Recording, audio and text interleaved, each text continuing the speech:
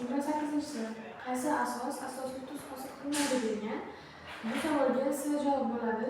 Sizga bersin. Yettisi masalasi bo'lgan.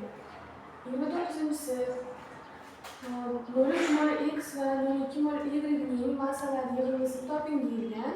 Barcha moddalar tarkibida uglerod atomlari soni 1 xil deyilgan va shu grafika berilgan. Bu grafikadan foydalanib biz alkinda etin oldik. Unga vodorod qo'shyapmiz. Vodorod qo'shganimizda eten hosil bo'lyapti. Bu bizda X modda bo'ldi. Etenga suv qo'shganimizda bizda etanol hosil bo'lyapti. Bu aldegidimiz Y modda bo'ldi.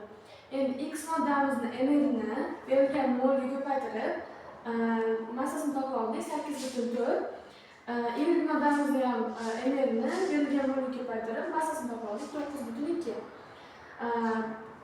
Topilgan massalarni o'zaro yig'indisini topsak 17,6 gram hosil bo'ldi.